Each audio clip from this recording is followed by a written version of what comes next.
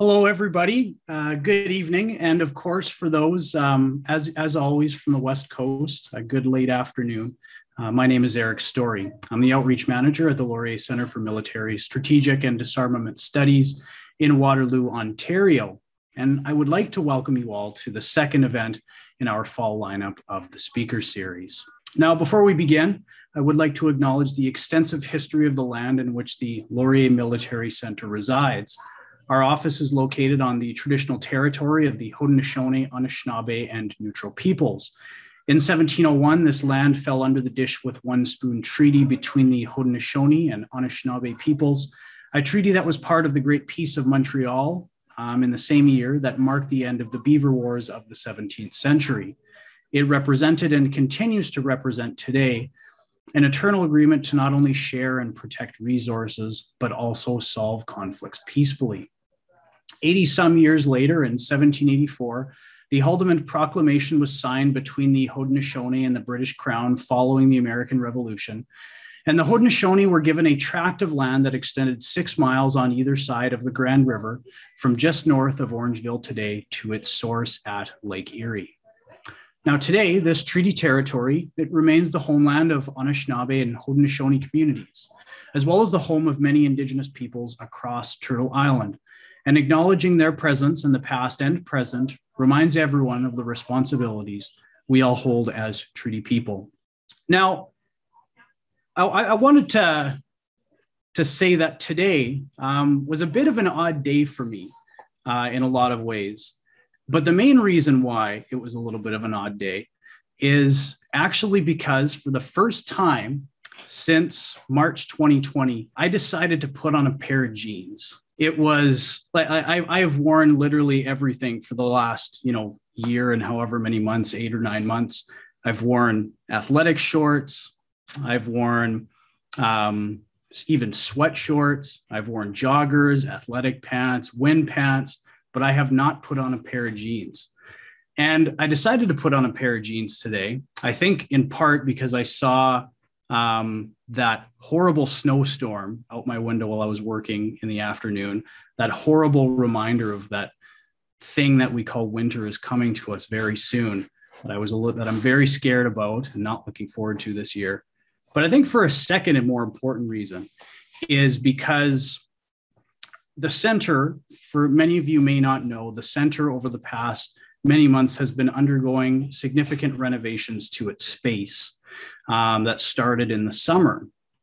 And those renovations have finally completed. They're finally done. And, for those who have come to center events before, I'm sure you'll remember the old dirty carpet with coffee stains on it, the outdated furniture that should have been chucked many years ago.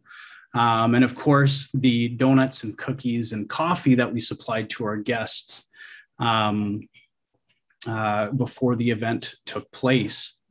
But the center, the renovations are complete, and right now we are just actually waiting for furniture to be sent to us that we can build and put together to make the office space look like an office space. And so that staff and faculty and students can finally return to the center. Now, I don't want to make it seem like, our patrons are going to be able to return right away, because you aren't. But this is a very good signal that in-person events are going to return very soon. And we're hoping that by the new year, we are going to be able to host people in person once again. But of course, those that enjoy tuning in online, virtually, or maybe you're just too far away to come to us in person, don't worry, because we will make sure that we will not lose this virtual component and all of our wonderful patrons that we've been able to connect with over this past year. And again, however many months across Canada, the United States, and even overseas. But I'm now going to turn it over to the speaker. But actually, sorry, before I turn it over to the speaker for this evening, I just want to provide you with 2 very short reminders. First of all, if you're finding that closed captioning at the bottom of your screen perhaps a little bit distracting and annoying, you can turn it off. Just go to the bottom of your screen or the bottom of the window. You can see the CC button. That will allow you to toggle closed captioning on and off. And second, as I always tell our patrons, if a question comes to you at any point during the talk, just enter it into the Q&A function. Again, it's at the bottom of your window. At any point, you don't have to wait until the end. And I would actually encourage you to send it as it comes to you, because I've read that if you keep a question in your mind throughout a presentation of some sorts, it actually distracts you from paying attention fully to the content at hand, because you're constantly thinking about that question. So just dump it into that Q&A as soon as it comes to you. It won't be a distraction to me or to the speaker this evening, which brings us to my introduction for that speaker. As many of you know, her name is Carla Jean Stokes. She is a lecturer, writer, and curator of war photographs. She has an MA in history from Wilfrid Laurier University, where we're located, as well as an MA in photographic preservation and collections management. In 2015, she won the Photographic History Society of Canada Thesis Prize for her work, British Official First World War Photographs, 1916 to 1918. And she also received the 2019 Elaine Ling Fellowship from the Ryerson Image Center for her project, Somewhere in France, contextualizing the Ryerson Image Center's collection of Canadian First World War photographs. I will now turn it over to our esteemed speaker tonight, Carla Jean Stokes. Thanks so much, Eric, for that introduction. My mic is like falling, so hopefully you guys can hear me. So yeah, thank you to Eric and everyone else at LCM SDS for organizing this event and all the great events that you organize. I think we've come into the pandemic actually kind of seamlessly with the programming, which has been really good for me because obviously I live in British Columbia. I also want to thank the Seaforth Highlanders Regimental Archives for sharing a lot of their photograph collection, which we're going to look at tonight. We'll also be looking at some photographs from a private collector as well.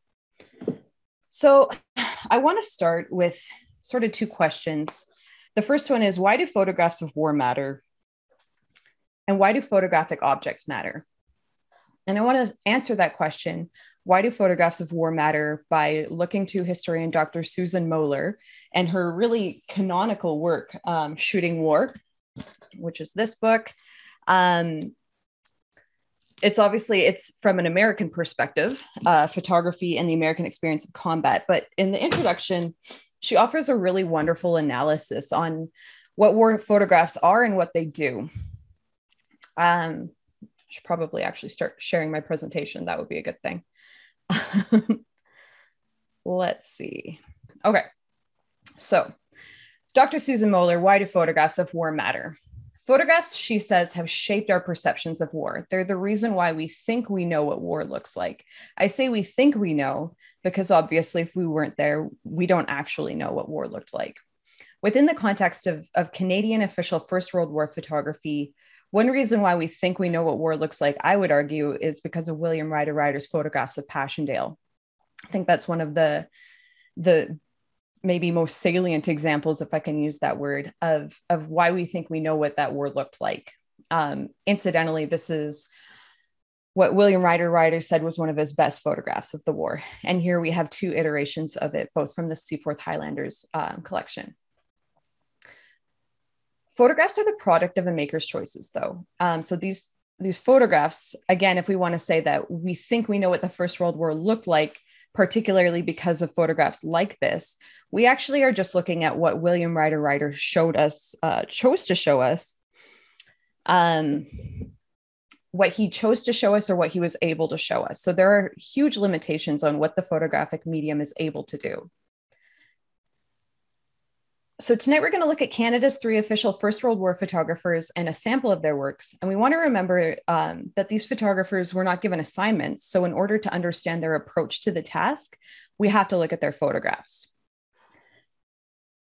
Again, there are limits to how photographs can shape our perceptions. They can make us feel like we know what war looked like, but they don't allow us to know what war sounded like, what it smelled like, which I imagine was quite a really specific sense. And we don't know what it feels like, but photographs have a magic part of the way. I've just randomly called this the illusory tactility of photographs, but that's just me making up stuff. So when we look at a photograph like this, we see certain elements that we've touched before. The sandbags always jump out at me because I've personally filled a sandbag. I know what they feel like. I know, especially when they get old, they get really hard. I like it. It's very familiar to me. One soldier in this trench is leaning on a piece of wood, kind of looks like a 2x6 maybe. And you can feel what that feels like just by looking at it. Another person's looking in a bit of a trench periscope. We maybe have touched like a billy can or a gas rattle or a rifle because we're historians or collectors. We go to museums. So there's these little pieces from photographs that make us feel like we kind of know what it might have felt like, but maybe that's a little bit illusory because we still don't really know. Still, photographs have only generally managed to shape our visual perceptions. And again, that's a limit of the photographic medium. Why else do photographs of war matter? Again, according to Dr. Susan Moeller, and I think she's right, she says, photographs are the way in which most of us, that's the only way we will ever experience war. Obviously, for the First World War, everyone who fought in it is beyond living memory now. So it makes us feel like we know what it looks like, and it's the only thing that we have to make us feel like we know what it looks like.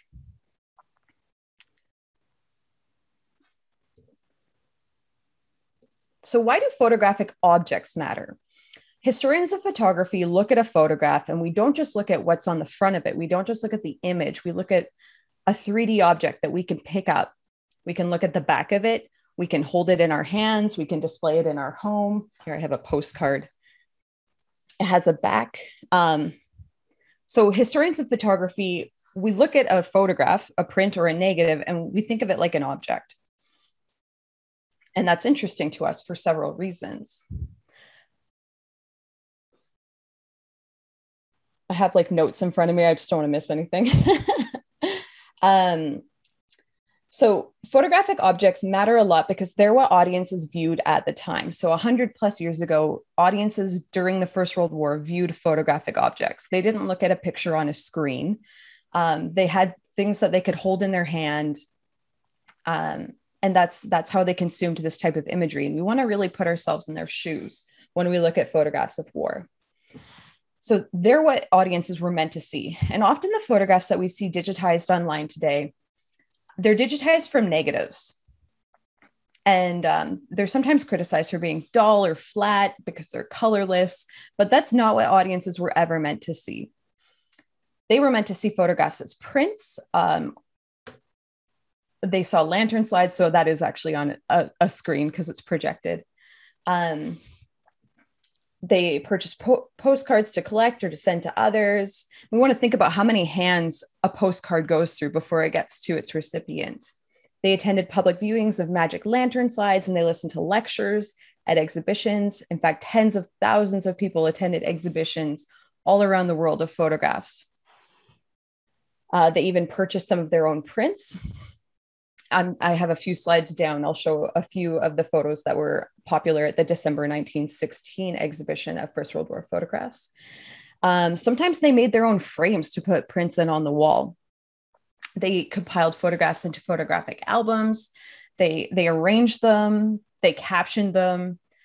They displayed those albums prominently in their homes. Sometimes they would revisit those albums either by themselves or with other people.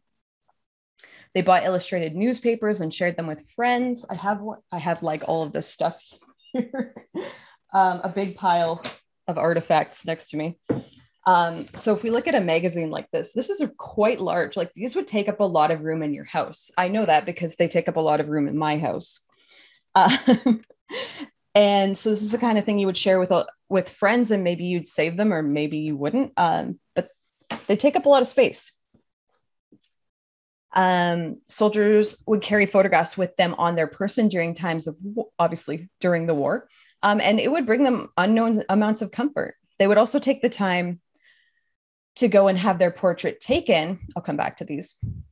For example, this is a portrait of William Wesley Johnston, who actually unfortunately died in 1916. His sister Clara kept this portrait on her dresser for the rest of her life after he died.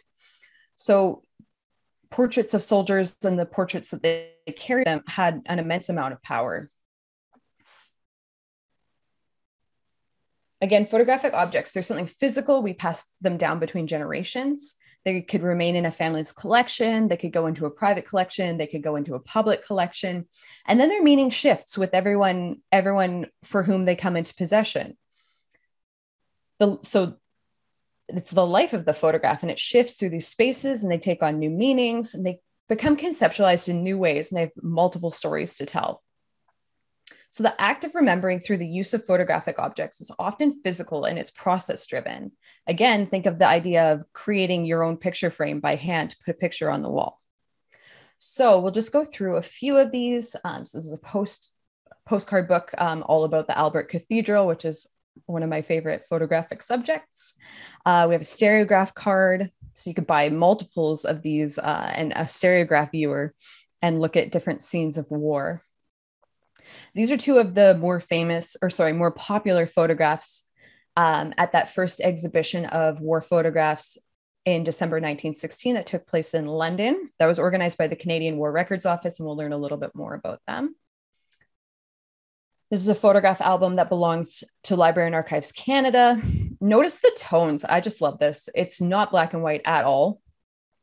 Obviously, its colors have shifted a little bit through time. That's why the whites are a little bit more yellow now. And then in this one, this is from that same album, we see two different types of captioning. So a handwritten caption and a typed caption, which we don't know when those captions were made, but it's showing us sort of perhaps somebody revisiting their album and adding new thoughts to it. The act of photographing war is also physical and process driven. Photographers and their helpers carried around cameras and tripods and heavy glass plates. They had to load the plates into a holder, and then at the end of the day, they had to develop them. Usually when I meet an analog photographer, I like to ask them to tell me about their first time in the darkroom, because developer has a very specific smell, and you either maybe hate it or love it, but I really love it. I like to ask people, what do you think about the smell of developer? But again, it's very sensory because the lights are off, it smells, you have to kind of feel your way around the room. And some other I like to listen to music, specific music in the darkroom, so it's all part of this. So with all of that in mind tonight, why do war photographs matter? Why do photographic objects matter?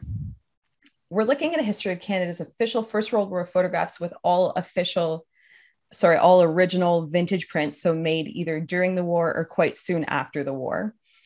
We have a lot of photographs to look at and enjoy together, sort of like we're all at a Magic Lantern slideshow or something 100 years ago, we'll just pretend. And we want to look at the photographs and think of them as objects that other people had a relationship to, as well as objects that now hold a different and certain meaning because they've entered a public archive. And we want to look at those images and think about the types of choices that the photographers made. Again, they didn't really have too many assignments, so it's the images themselves that give us little clues about how they approach the task of photographing war. And here we have yet another example of a negative that's been digitized by Library and Archives Canada and a print that actually exists in my collection. This one's by William Ryder, Canada's third and final official photographer. So official prints, they were created for a few different reasons, and we'll talk sort of about the origins of this. But first was to create a documentary record of Canadians at war that could go into the archives. And that's exactly what's happened. All of Canada's official First World War negatives live at Library and Archives Canada at the Gatineau Preservation Centre today. They were also made to go in the news. And again, photographic objects give us evidence of that when we look at the back of them. The back of the photograph is the most exciting thing for any photo historian. When we look at prints, the first thing we're going to do is turn it around and see what little juicy tidbits are on the back. So this one shows us that it's 018. That means it's Canadian official First World War photograph number 18. So the 18th photograph that was submitted to the Canadian War Records Office, that would have been in May 1916. We have the title. We see that it was passed by the censor, and we have a little press agency stamp for the Central News.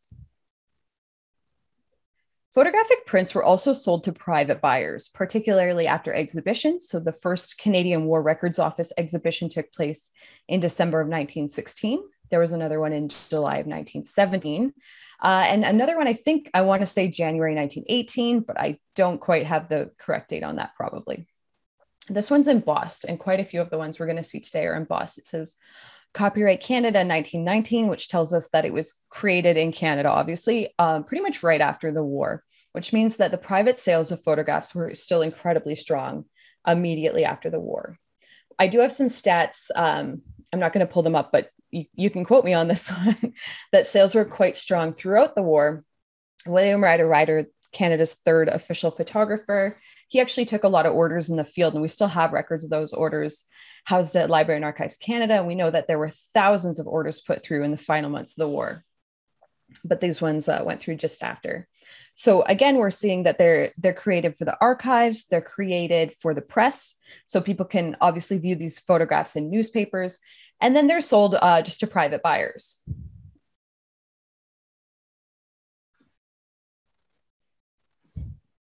So how did this all come about?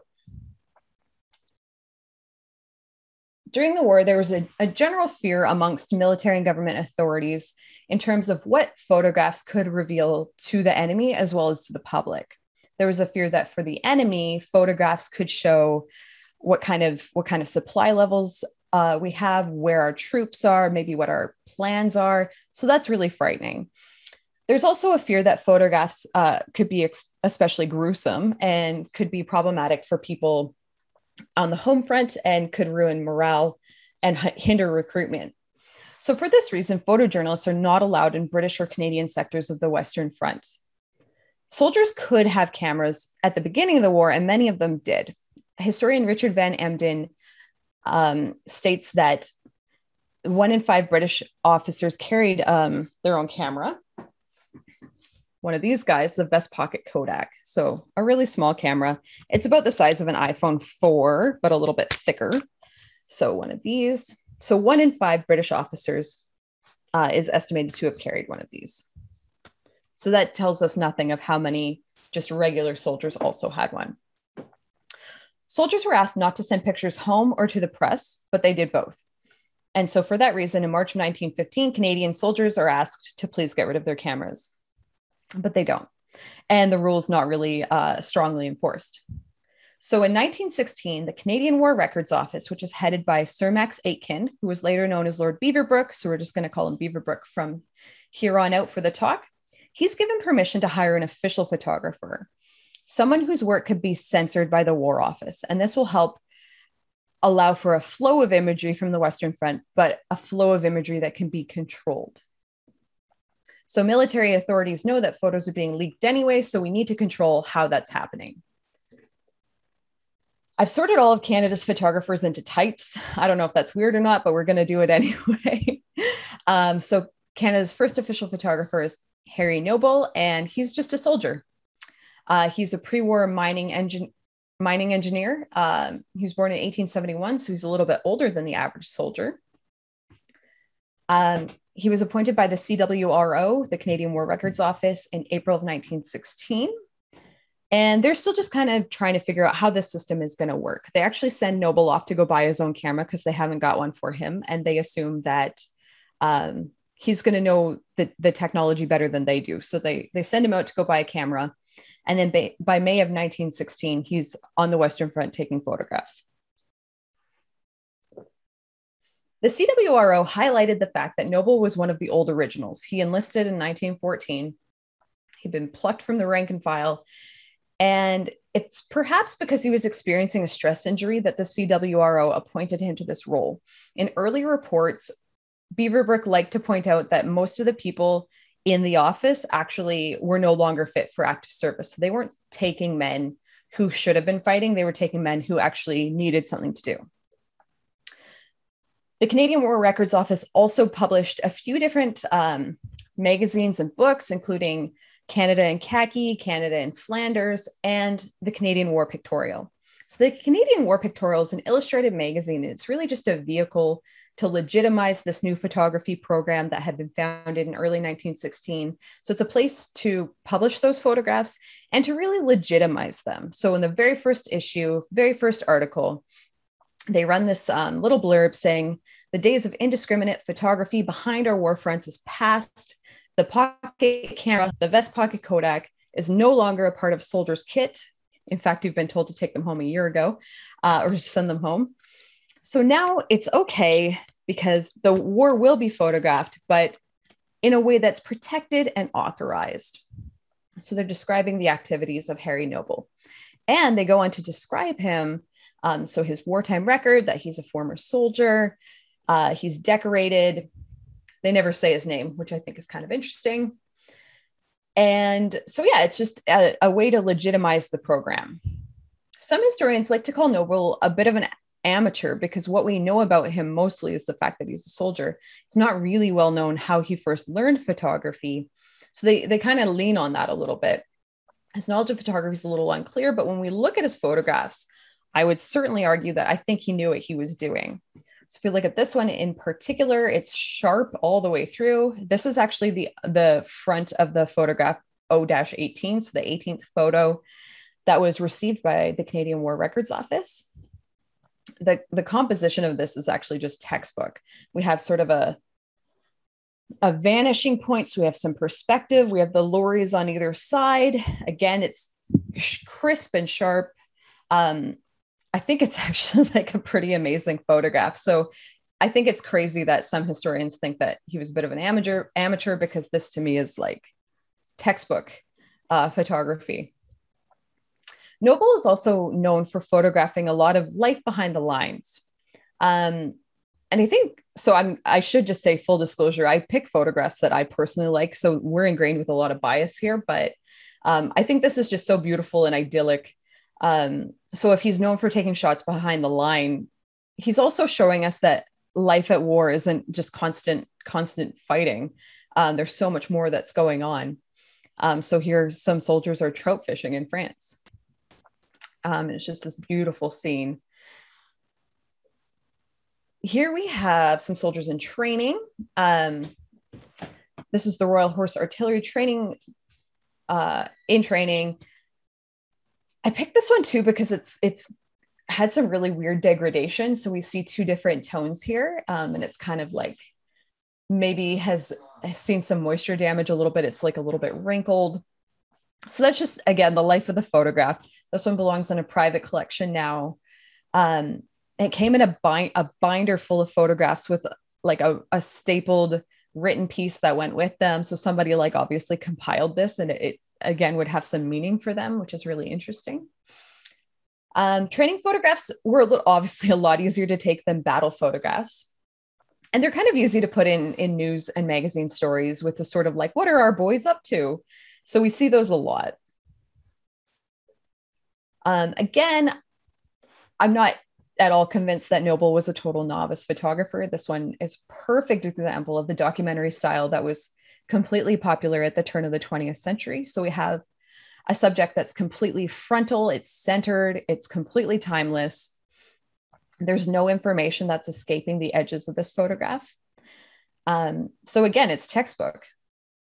The documentary style that we see that's popular at the turn of the 20th century is a real precursor to the photojournalism that we're going to see emerge in the mid 20s and 30s.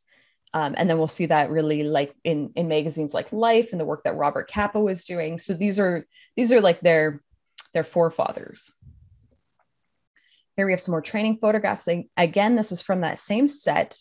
So we see a little bit of that degradation. They've been ripped a little, but they're still kind of amazing for us. The image is still in good quality. We can still see what's going on. So again, just evidence of a life well lived when you're a 100-plus-year-old photograph.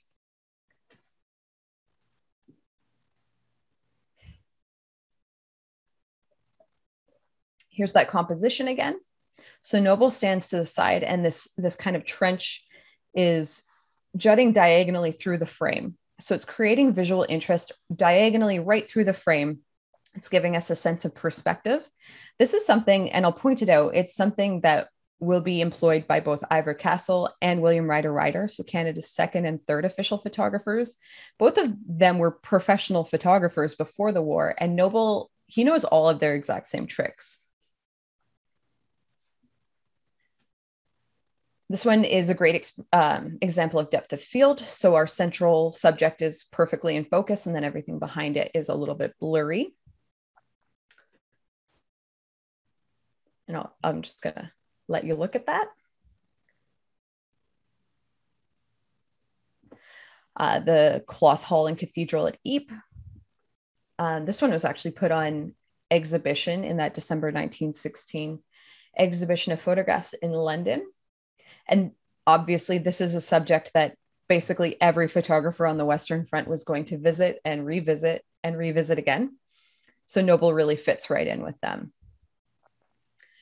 Some people like to say that Noble was sort of a safe, static, boring photographer. I don't think his photographs were safe at all. Here we see German trenches demolished by artillery, showing German dead. He's actually covered them up a little bit, and he got a bit of a note from Beaverbrook about that, saying, don't bother covering up the German dead. It's totally fine. We'll get back to that in just a sec. So I don't think he's a safe photographer. His work was censored actually far more than his successors were. And there might be reasons for that. So if we look at photographs that were censored, here we have a page of just from the official photographic titles, the ledgers. We see several photos on just one page were censored. That might have been due to where he was taking pictures. That perhaps not because they were graphic, but maybe it was a sensitive location, perhaps because they showed munitions, stockpiles, something like that. We actually don't know, because all we have here is the fact that it was censored. They don't have PA numbers, which shows us that these particular negatives weren't accessioned into Library and Archives Canada. It'll take a little bit more research for me. Like, I haven't dug into Noble nearly as much as I wish I could, but further down the road, I'm going to take a look and see if perhaps these pop up later in the negative numbers. We'll see. So we don't know if his photos were fully lost or if they pop up again later. And for that, he was censored quite a lot, but the CWRO was still just finding its footing in the summer of 1916 while he was official photographer. So there's a chance that his works were censored because they didn't quite know what do we need to censor and what do we not need to censor. So it's hard to say. So Scene and Sanctuary Wood, here we have it in two different tones. These both belong to the Seaforth Highlanders Regimental Archives. Both copyright Canada in 1919, so presumably they were made around the same time. I point this out because, again, no photographs from 100 years ago were truly black and white. Papers invented after the 1950s contained optical brighteners, which means that whites actually could truly be white, but before that, we don't see whites. And they're toned in different ways, so we actually don't really see blacks. They're toned using different chemicals with things like sepia, selenium, sometimes with gold. So if you see a photo around the turn of the century that's actually kind of purple, it's probably toned with gold. And photographers used all these different types of toners in order to preserve the longevity of a photographic print. So that's why it's a little bit of a different color, and that's why they survive to this day. In August of 1916, internal CWRO documents tell us that Harry Noble was, quote, quite ill, probably because he's still suffering from neurasthenia or some kind of stress injury. We're told he's lost 15 pounds. He shakes uncontrollably. And although he had been taken out of active service, again, we've seen the types of photographs that he was taking perhaps had an effect on him. So he's granted leave several times. He goes home to Canada. So he was born in England, but lived in Port Arthur, Ontario, goes back to Port Arthur, and he's replaced by Ivor Castle. And we're going to get to that in a moment. I do want to point out that we really have no way of knowing what Noble was thinking. He hasn't left anything behind for us, as far as I know, in terms of what his experience was like, how he felt about the photographic medium, like what that meant for him to take photos. So I do want to just pull up a quote by Edward Steichen, actually, who is a very famous American photographer who later photographed for the American Army. And in his 1963 biography, he says, "I saw the dry blood around the bullet hole in a young soldier's head. He was only one of hundreds of thousands.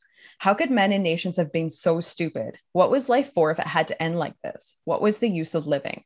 Obviously, Steichen's talking about this decades after the war, but this one always sticks with me because it makes me wonder if he had this feeling after the war, if other photographers had this feeling.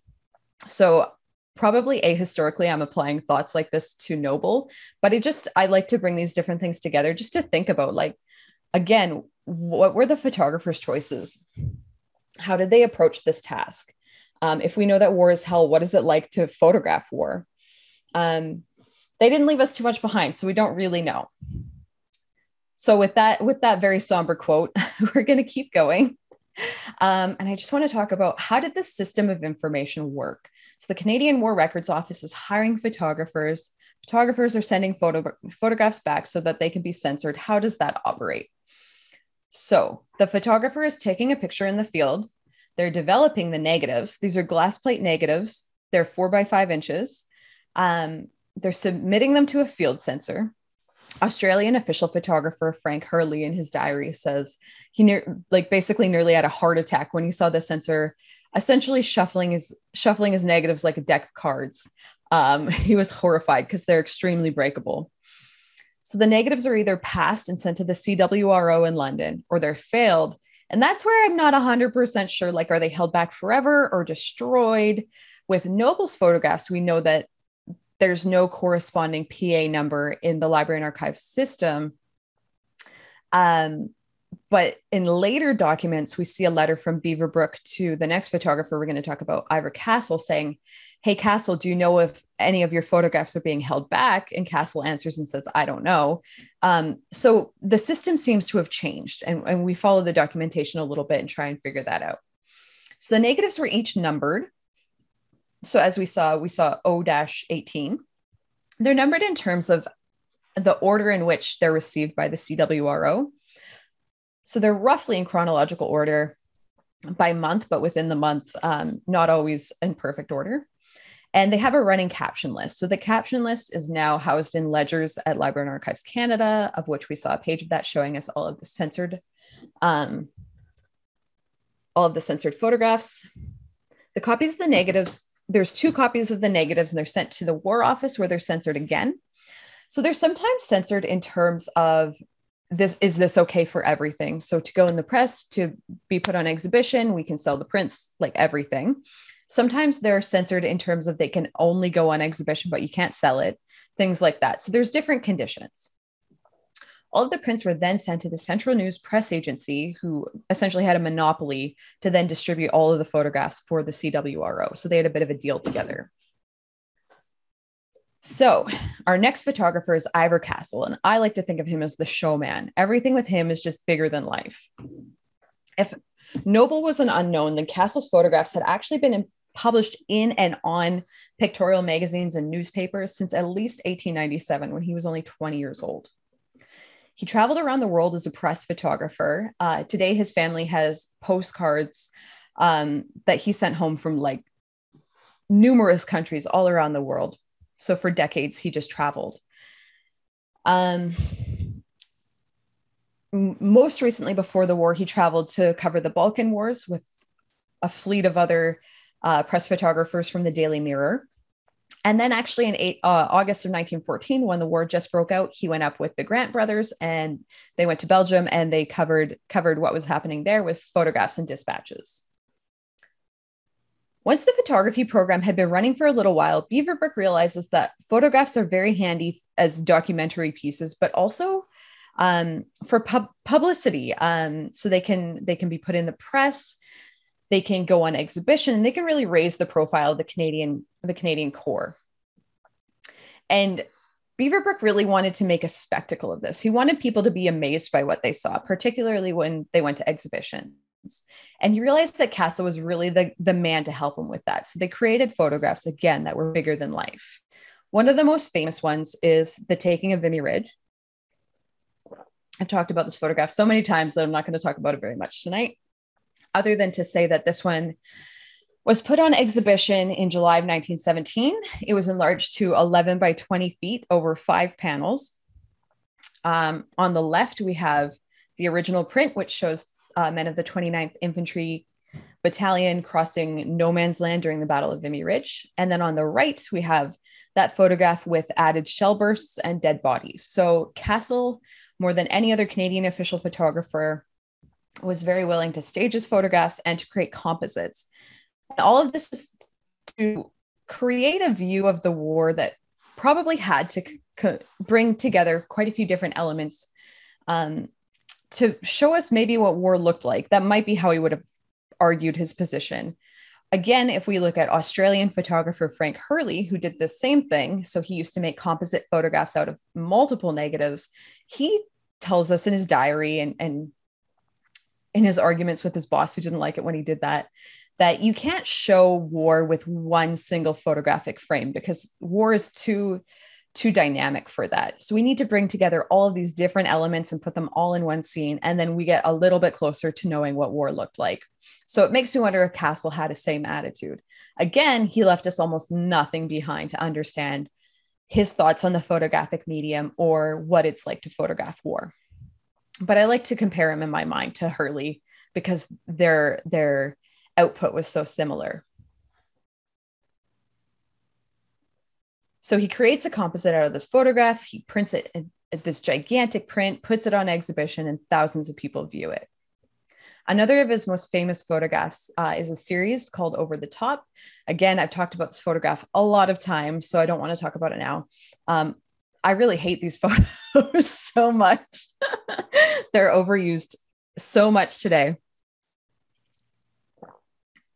So I'm kind of like sick of talking about them, but they are super interesting. So this is a series taken in October of 1916. It's actually taken during training, and then Castle passed it off as genuine photographs of battle. He even gave us this little quote in Canada in Khaki to describe taking the photographs, where he says, "Taking photographs of men going over the parapets is quite exciting. Nothing, of course, can be arranged. You sit or crouch in the first line trench while the enemy do a little strafing, and if you're lucky, you get your pictures." So not only did he stage these photographs, he created a little scenario in which he took them, and he publicized that. It's not just him. The CWRO is totally happy to do this. So they're creating a spectacle, and within that spectacle, there is Castle, the daring photographer.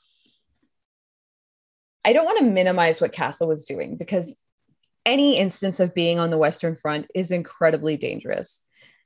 There's no two ways about that, but he liked to always say that he was a little closer to the action than he was. And obviously photography is really dangerous, but he's our showman. He's creating this whole persona. So when I talk about Castle, I like to talk about all the other photos that he took because I think they're very interesting. They're not given as much attention by historians, and they're worth looking at. I should mention that his former employer, the Daily Mirror, they were very happy to be sort of complicit in this whole over-the-top thing that the Canadian War Records Office was creating.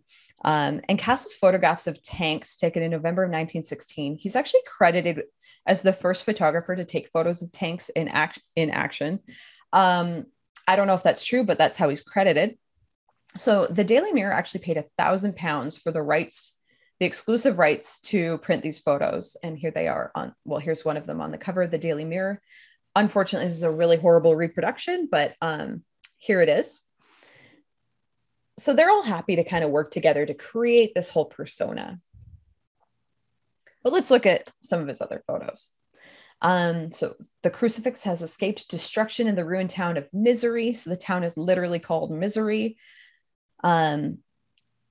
This one actually went on exhibition as well. I was trying to find my notes for it today because I know a few people did buy this one. Here we have that exact same composition that we saw with Noble, where we have the light rails cutting right through the frame diagonally. And again, so Ivor Castle's been a press photographer for almost 20 years, and he has some of the same skills that Noble had. So I don't think Noble was an amateur. I think this one also is really sort of beautifully indicative of Castle's basic aesthetic in that he does usually stand at this angle and shows us a scene sort of from a 45-degree angle, shows us a wide scene. He's very dedicated to aesthetic. When we look at Castle's school records, they tell us that he was horrible academically. He almost scored like the bottom of his class in just about everything except for art class. So I think he really has an eye for aesthetic. He likes to compose a scene very deliberately. And so photographs like this, I showed this one sort of at the top of the presentation. I normally would say this one's not his strong suit. He doesn't normally try and make us feel like we're involved. He wants us to feel more like we're observing.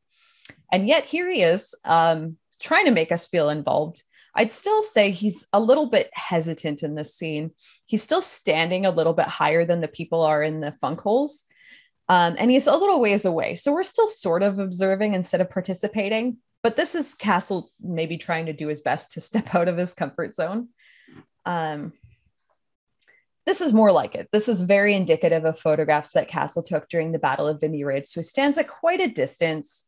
These, in fact, are the bodies that were composed, like superimposed into his famous photograph, The Taking of Vimy Ridge.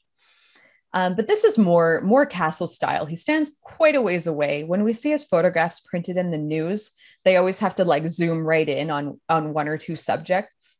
So they actually have to get closer. Here we see that light rail cutting through the scene again.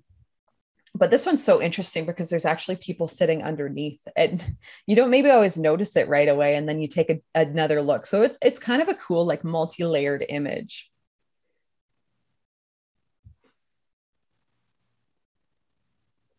Here's another photograph from the Battle of Vimy Ridge. He didn't actually photograph too many. There aren't too many scenes of the dead, so I don't know how I managed to find 2 of them and show them to you tonight. I think there's maybe maximum 4 photographs during the entire Battle of Vimy Ridge that contain dead people, like visibly as a main subject. And in fact, Castle, he photographed a lot of Canada's most famous battles, including Courcelette, Battle of Vimy Ridge.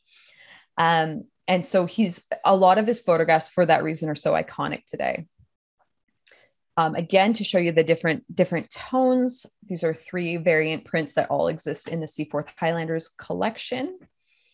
This one's just taken right after the Battle of Vimy Ridge.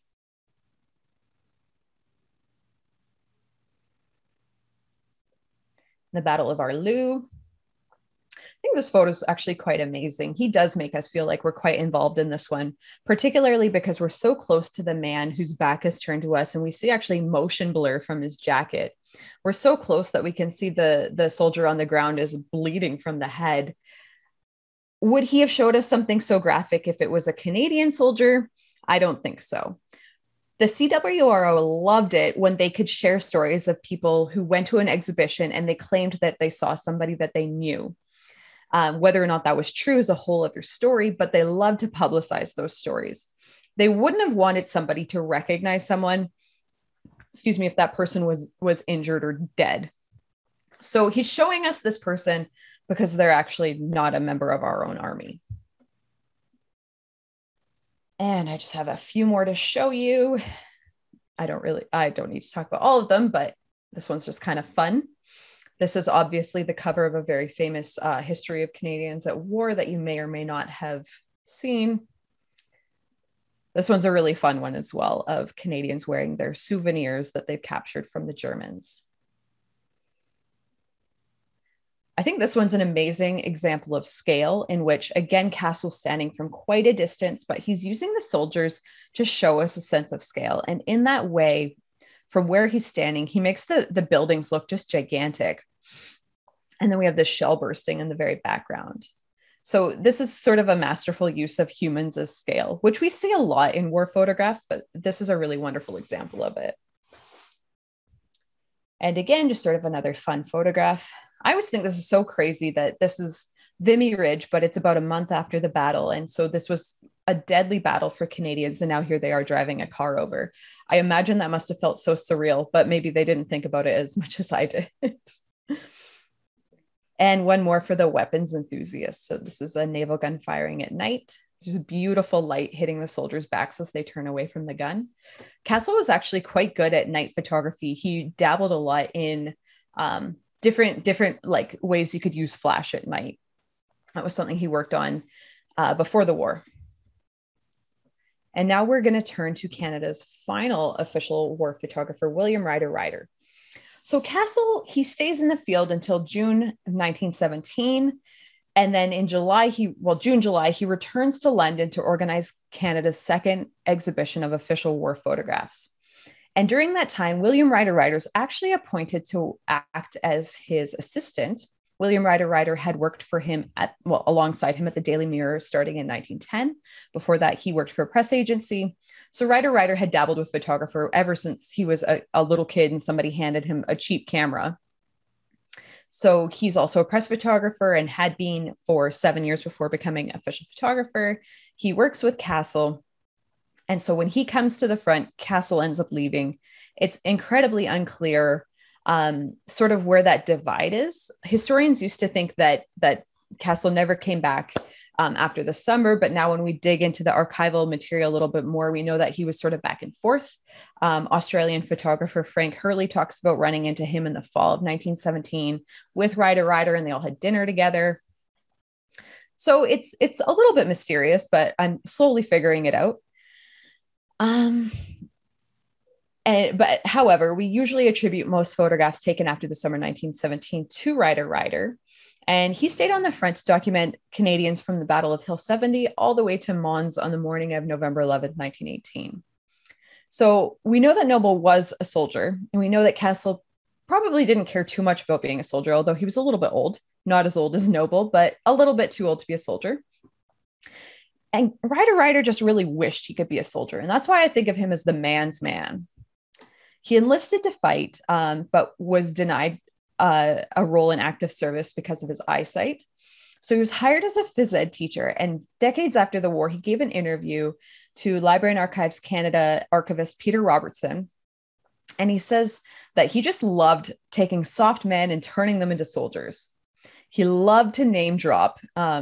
So here he has photographs of King George V. If he ever saw Curry, he loved to mention that he saw Curry or he had dinner with the officers. I think he attended a dinner with Louis Lipset, and like he mentions all these people, and he saved all of the stuff. He saved the program for the dinner that he attended. So Ryder Ryder really he loved all of this. He liked to talk about how brave he was and that he went forward with the men and he wasn't afraid of anything. Here, he remembers decades later that George V hated to be photographed with his helmet on because he thought he looked stupid. So we see actually in the photograph on the right that somebody's holding his helmet for him. But again, if he met George V, he would have told you, and he did. Here we have just some beautiful, sharp, well-composed images. Again, that diagonal leading line. So just like Noble, just like Castle, they all do it.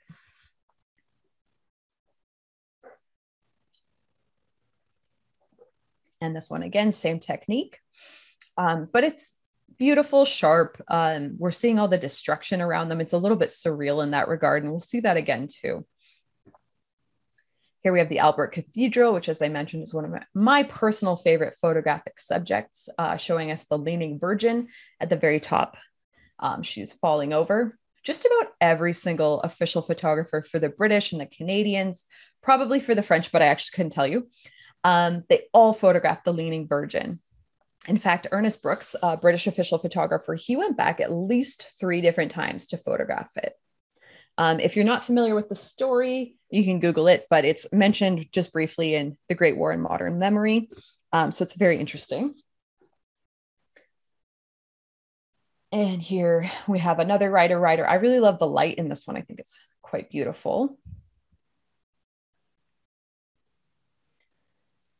In this one, we have buying a hat at a secondhand store in Lens, which is probably true, but it's also like so absurd. And we look at them now with this sense of absurdity. It looks like a surrealist painting that this would happen. And same idea with this one. So they're walking down the Arras-Cambrai Road. Just walking down the road, we have overturned vehicles that are destroyed. We have burnt trees. It seems so surreal to us now, or maybe that's probably me projecting sort of my ideas on the photographs. But it's such an interesting facet of First World War photography. And this is for the tank enthusiasts. We also have Brigadier General Odlum, who I don't actually remember Ryder Ryder mentioning that he met. So good for him.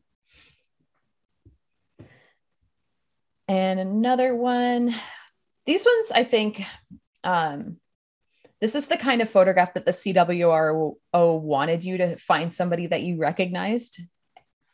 And I think today people still really love to see photographs of people. This one's a little bit different. Like it's saying that they're returning from a battle, but it's not that same kind of cheering, like the photo that we've probably all seen of like Canadians returning from Vimy and they're all really excited. It's a little bit of a different kind of atmosphere. But I think these are photos that are still really popular today. In terms of saying that, or the CWRO constantly promoting that people saw somebody that they knew, one of the goals ultimately was really for people to feel like the war came home from them. And in that regard, if you saw somebody that you thought you knew, then they really succeeded. Then people did feel like the war came home to them and they kind of got a sense of that they knew what it looked like. And again, that brings us back to Susan Moeller. War photographs make us feel like we know what that war looks like.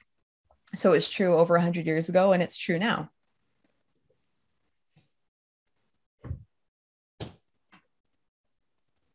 So this is a big, wide open scene. This is actually kind of more of a castle aesthetic. We see a lot of these for Rider-Riders photographs of the 100 days. So the last 100 days of the First World War leading to an Allied victory. These sort of big, wide, expansive scenes. I think, if I can just again forward my opinion here, I think Rider-Rider is a little bit more successful when he uses this technique. And again, I'm probably projecting, but it's sort of timeless and poignant. Perhaps I think that because I know that the war is about to end, but there's something really beautiful when Rider-Rider does this. And finally, we have just sort of a fun one with Whiz Bang Corner in May of 1918. So after November of 1918, the Canadian War Records Office hired 2 more men to help take photographs along the Western Front. And they primarily took photographs of places beyond just like where fighting happened. So maybe more of like where the Forestry Corps had been working. They also took regimental portraits and photographs of graves. So they documented all of these different things. And in May of 1919, they sent Rider-Rider back to Canada to escort what he says were very, very heavy crates of glass plate negatives. And again, now they live in Gatineau at the Library and Archives Canada Preservation Center. And that is the end of our photos. So I didn't actually time this tonight, but it's, we're at about an hour. So we can go through some questions. Eric, if you would like to. Yes, absolutely, Carla Jean. Would you mind just stopping sharing your screen, and then we can go right into the questions? We had a ton of questions from the audience. I saw that. which is fantastic. They kind of were coming in fast and furious all the way from the beginning. So, if anyone has any questions, just keep on sending them in. But when you do also, I forgot to mention when I encouraged you all to submit your questions earlier, I forgot to mention to please let us know where you're coming from, because we really do like to know where all of our audience is tuning in from to these webinars. So why don't we start off with some of the technology-based questions, Carla Jean, Sure. That came in a little bit earlier. The first one coming from Garth Weatherall, and he was wondering if you knew the make and model of the cameras that war photographers like Rider-Rider and Castle were using during the war. Yeah, so it's not actually preserved today. I've never found a record that tells us precisely what kind of photos they took, which kind of cameras they used, which is really frustrating because we do have files telling us where they bought their paper from and their chemicals. And it all actually went through official war supply channels, other than the fact that Noble was asked to go buy his own camera. We do know that British official photographers used 4x5 cameras. I'm going to say this wrong. It's a Goertz with I'm going to find this. But they use German cameras, really. So it's a 4x5 camera. It shoots on gelatin dry plates. And they're usually German made. And I'm going to find the precise name for you. And I should mention they use Zeiss lenses. And then Eric, while I'm looking for that, do you want to go to the next question? Yeah, for sure. So kind of talking early on, you talked about the tactility, which I thought was really interesting. And we got a question from Robert Jardine from Saskatoon, asking about this idea of tactility and its application to film footage. of the First World War. Would you say there's kind of a similar kind of component of tactility to film footage, or would you say it's different compared to photography? I think it's probably more pronounced with film footage, because in film footage, we might actually see people. I'm going to go back just for a second. According to Peter Robertson, who's one of the authorities on Canadian military photography, Ryder Ryder used a Gertz 4x5 camera fitted with a Zeiss lens. So yes, there we have it. I think it would be, in my opinion, that film footage would show us this much more decisively, because we actually could potentially see people engage with those objects more so than we would in a still photograph. So I think that we could probably take that further. So yes. Lots of questions continuing to come in, and we've got a good chunk of time for questions. We got a half an hour, but I just want to say in advance, just apologies that we're not going to be able to get to every single question tonight. We'll try our best, but if Carla Jean, if you're okay with it, I'll probably forward you some of the questions from the folks that we didn't get a chance. Sure. Yeah, I'll be happy to answer them all on my Twitter. Okay. So you guys can follow me if you're on Twitter at Carla Jean Stokes, and I'll do my best to answer them all there as well. That's actually a great idea. So the next question comes from Scott Grimwood. He's coming from St. Louis, Missouri.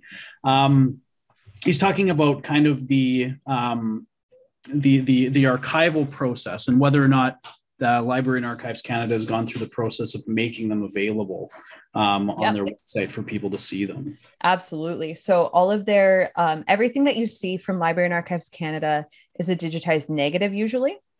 So that's why they don't look, in my opinion, quite as beautiful as the prints, but they certainly do the job.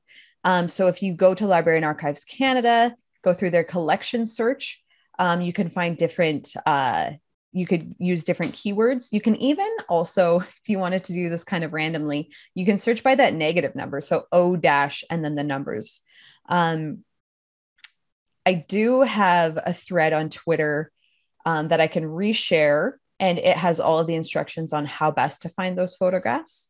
So again, at Carla Jean Stokes, and I can repost that. And it's just a really easy link to go find photos that you might be interested in. But they're all Canadian official First World War photographs, are freely available online.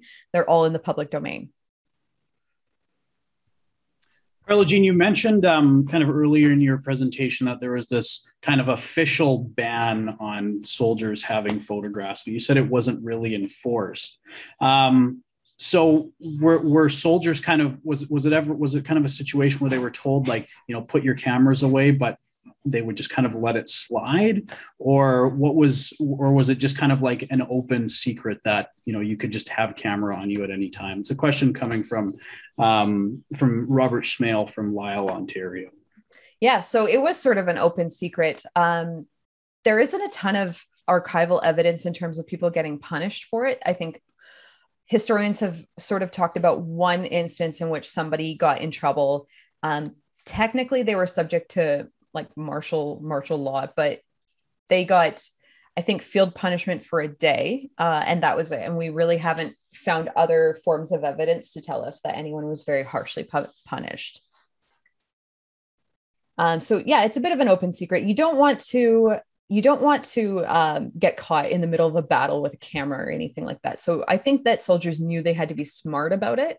I have found one postcard in my research where a soldier does actually say, we had to get rid of all of the like everyone, we're no longer allowed to have cameras, so I sold mine. So some people did absolutely willingly follow that order. A question from Chandar Sundaram, kind of following up on that point, Carla Jean. Did any cameras from British or Canadian soldiers, were there ever evidence of cameras falling into the hands of the Germans? It was something that was certainly feared, but not something I ever run across in terms of my research. That's a great question, though. It doesn't seem to have been a huge problem.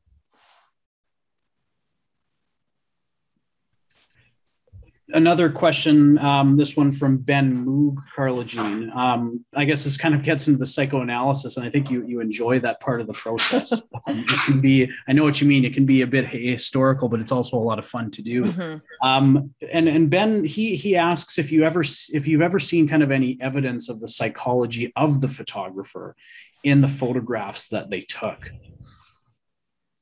No, but I do know that after the war, so not something that took place during the war, and historians point to this to say it wasn't a thing during the First World War to use the photographic medium as a way to question the war's legitimacy or to express your attitudes towards it. That's something that we're actually not really going to see until more like the Vietnam War, where we see photography used repeatedly in order to question the legitimacy of what's going on. However, we do know that in the mid-1930s, Ivor Castle, Canada's second official photographer, he had a total 180. He became very involved in anti-war movements. And he actually helped publish a book that included his photograph, The Taking of Vimy Ridge. It's included in this anti-war photo book. And instead of having the same kind of caption that it had when it was put on display in 1917 in those giant panels, it's no longer credited to him, and instead it's attached to a caption that's extremely anti-war, like what's the futility? You're slogging through the mud. So we know that Castle had this complete change of heart, but we don't see that for him. And I can't think of anything off the top of my head in terms of Canadian photographers where that sort of viewpoint is brought through. We don't see that until long after the war. This next question from Frank Askew, he's from where you are, Carla Jean, out in BC. He's wondering, this is an interesting question about the relationship between soldiers and the official photographers. Did you ever get a sense of how soldiers felt about being photographed and their relationships with these photographers? For sure. That's actually something that Ryder famously brings up. So we know that Castle had staged that series of photographs entitled Over the Top. And Ryder states in that interview decades after the war that he had a lot to live down when he came into the job, because soldiers apparently didn't like that he had sort of faked that photo. So Ryder comes into the job and he claims that soldiers look at him and say, "Oh, is it just another faker?" So the fact that Castle became apparently known for having faked some photos did not sit well, particularly with soldiers. Is Ryder embellishing a little? Perhaps, because we could look at the sales records of photographs, and we do know, even from that 1916 exhibition, even so, beginning with the very first exhibition and going on, we know that soldiers were at the same time buying photos. There are, again, dozens of documents at Library and Archives Canada that are just Ryder's handwritten photo orders. So on the one hand, he tells us that they didn't love sort of being commodified or staged through Castle's photography. But at the same time, we do know that thousands of soldiers were still buying photos. Building off of that point of kind of purchasing photos, a question from Norma Graham. Soldiers amongst them, of course, but do you know who else was purchasing these photographs in particular, and why they felt kind of a desire to have these photographs for themselves? For sure. So I've so far analyzed sales from the 1916 exhibition to start, and the breakdown is mostly civilians, mostly men, but quite a lot of female civilians were buying them as well, and some members of the military. So it's a pretty good mix. We don't know necessarily why they were buying the photographs, although we do have some of the letters that they sent in saying, "I saw this photograph in the newspaper. I'd really love a copy of it."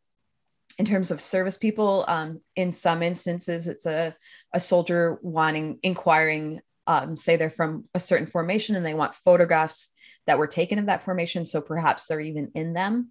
So I think that the reasoning is varied. Again, that idea that perhaps somebody went to an exhibition and they saw a photo and they thought, like, that reminds me of somebody that I know, or in fact, that is somebody, I think I know them. So I think the reasoning is really different. And again, if we're getting back to this idea of the importance of photographic objects, it's that idea of meaning, and we project meaning on photographs. Just like I project meaning on all of the photographs that I show because I personally enjoy them.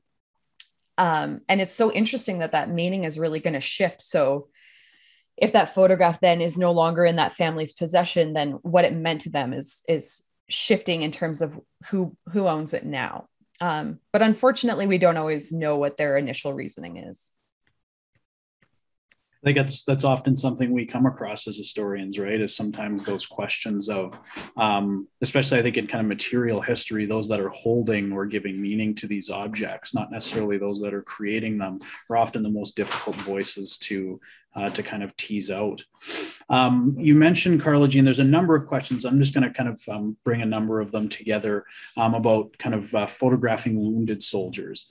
And you mentioned how the CWRO was often did not like to have photographs of wounded Canadian soldiers and especially dead Canadian soldiers. I wonder if you could expand on that a little bit more, I'm sure morale ties into it, but the reasons why there was so much pushback against capturing wounded or dead Canadian soldiers. And to add on to that as a second question, if you've come across any of these photographs of wounded soldiers by some of the official war photographers. For sure. The reason's sort of multi-layered. Particularly for people like Noble and Ryder, who really were soldiers at heart, they would have known that it's really not very nice to shove a camera in somebody's face when they're hurt or dying. So there's a huge degree of self-censorship that's going on. At the same time, we know that the Canadians were more likely to photograph the injured or the dead because they knew that their photographs always had a place to go. From day one, they were always destined for the archives. But as a press photographer, you want your photographs to get printed. And if there's a degree of censorship in the press, there's not much point in taking photos that are not going to get printed.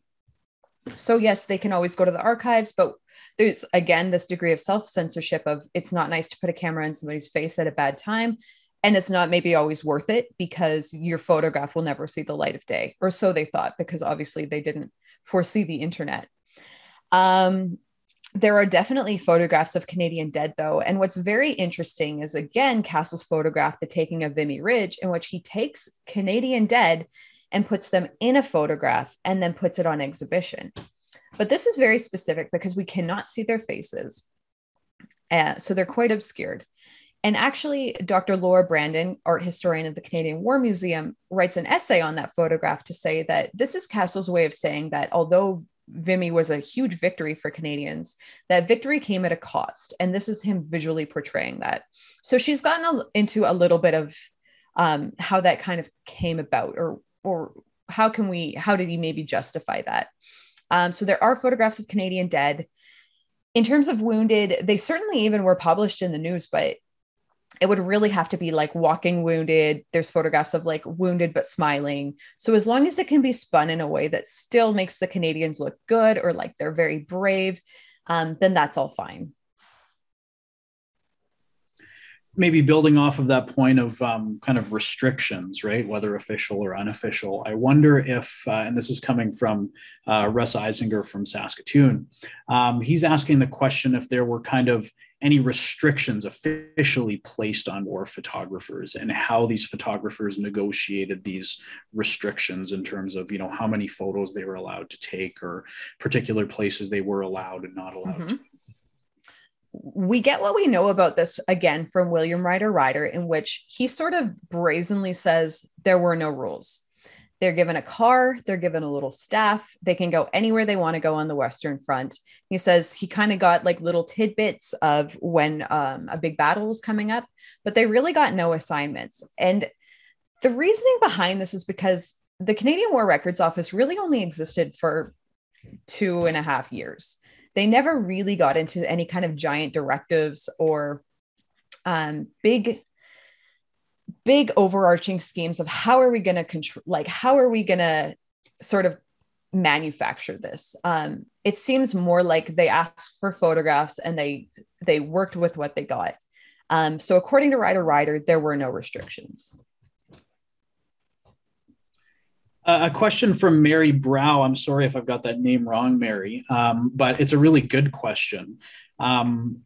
She's wondering if you've had a chance to kind of look at or compare how Germany's photographers, official photographers, captured Germany's war experience, and how that compares to the British or Canadian portrayal of the war experience. Mm-hmm. That's a great question. I don't know that too many historians have done that. I unfortunately haven't. There's not a ton on German war photography in the English language. I did get the chance to work with collections that contain German war photographs, but unfortunately not extensively enough to really take the time to understand those bodies of work to do any kind of comparative analysis. So I haven't. There's a historian named Helene Guillot, so Guillot. Nope, that's the wrong one. Joelle Burrier, Beuirer. And she actually has done a tiny bit of comparative analysis, not in terms of British, Canadian, German, not in terms of the photos they took, but the censorship. So how did the different systems of censorship differ? So she's somebody that's done a little bit of comparison, but in a very different way. So Joelle Burrier. There's something else I want to mention about that, and it has just escaped me. We do know that the Germans, they started their official photography program right away in 1914, which is very different from other countries. And that was, again, really to just get the photos out there. So creating propaganda. And that actually really inspired the other countries because they knew that Germany had material to send to neutral nations like the United States. The British did not want the Germans influencing public opinion in the United States. And that's why the British started up their own photography program. So they're very aware of each other in that regard. You could also look at the work of Hilary Roberts and Mark Holburn. So The Great War, A Photographic Narrative. That's an excellent book in which they actually show a lot of photographs from different combatant nations side by side. I'm going to bring several questions from the audience together for this next one, Carla Jean, both from Michael Unsworth, a retired Canadian Studies librarian at Michigan State University, as well as Frank Simpson, coming from Navan, Ontario. And they're kind of, the question is sort of around kind of builds again on this idea of censorship. And so Michael kind of wonders if there was some within the censorship unit, whether there's a recognition that there were certain photographs that were too gruesome for the Canadian public to see or for them to pass the censor. And if those photographs were kind of put to the side and kept for posterity, but just not shown. And for Frank's particular question, if those photographs that perhaps were deemed gruesome, were they ultimately destroyed? I know you spoke to that earlier in your talk, but maybe just to build on it a bit more. That's a really good question that I don't have an answer to, in terms of, I've never found any archival evidence of anyone saying, you need to pull this back, this is like really bad. We do know there are records of photos that were put on exhibition, and you can actually still look at the exhibition catalogs in the archives, and they say this photo is not for sale. But they're actually not usually something that's quite graphic. It almost seems something silly, perhaps like of a place. I'm going to look that up, though, specifically which photos were flagged as not for sale. But I personally haven't found anything that says that photo was too much, we're not showing it, or we've destroyed it. Unfortunately, the photographs, for example, by Noble, where we know that it was given a negative number, but it was never accessioned by Library and Archives Canada, we unfortunately just don't even know what those are. So those could be anything. It's again getting back to that idea that they seem to have let these guys loose and to go get what they were going to get and dealt with it after. But again, I've never seen any archival evidence of anyone mentioning that.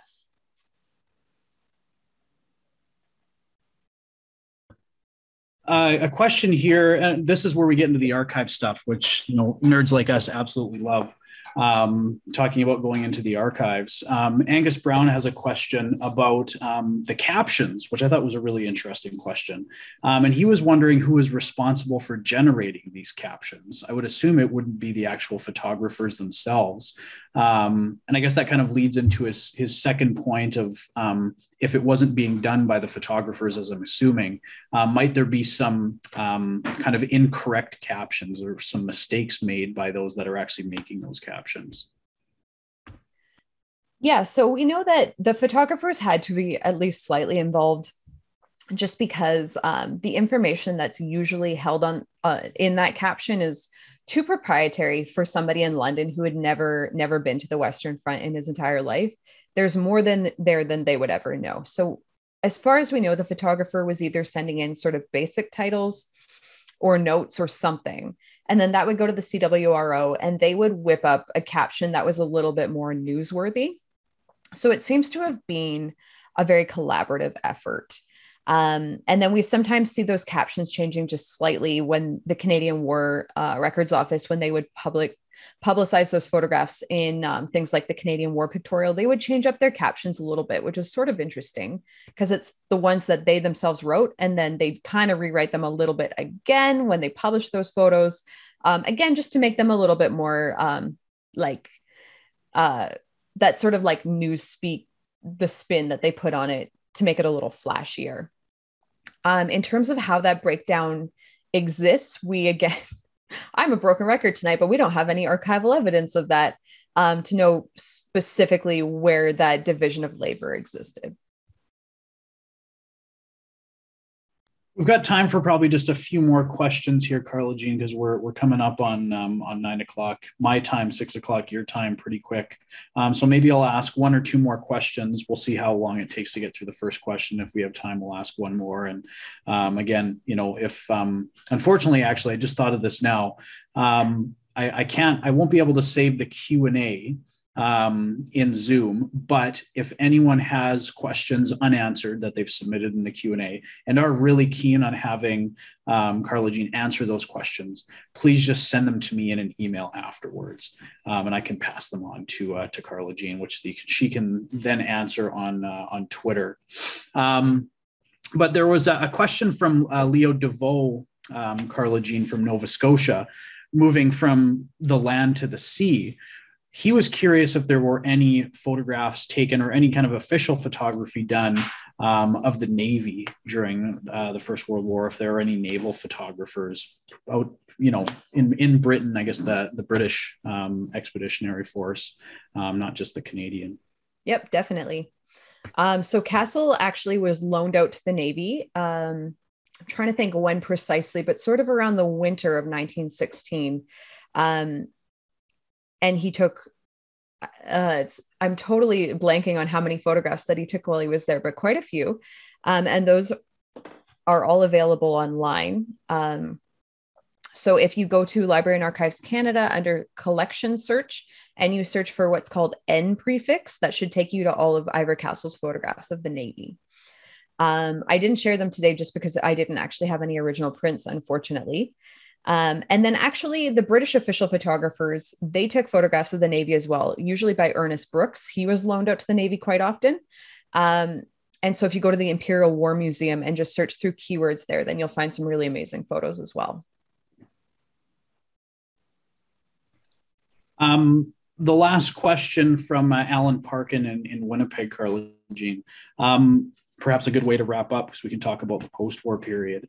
Did any of the photographers that you have studied, whether it's Castle, whether it's Ryder, or maybe some of the others as well, did any of them remain in France and Belgium after the war to record kind of the destruction of the landscape? I think that's become a really I've seen anyways, particularly in the centenary, this idea of kind of past and present shots of the battlefield.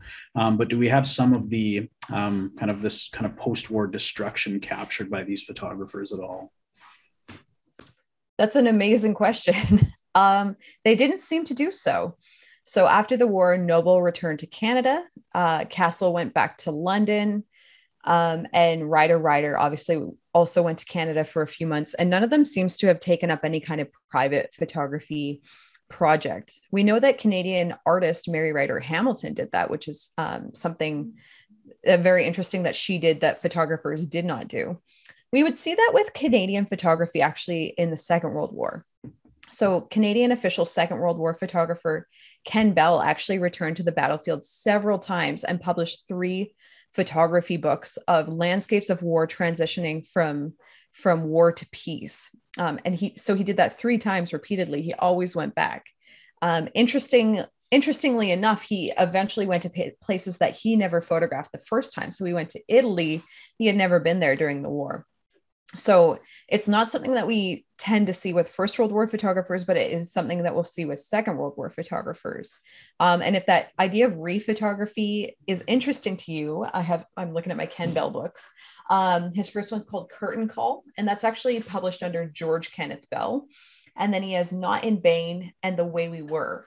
So Second World War is sort of where we have to look to for projects like that.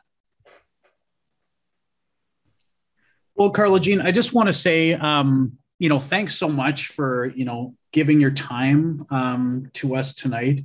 It was a fascinating presentation. I think really, I think there was kind of that tactility you were talking about. I think we were able to really immerse ourselves in the time period and the photography.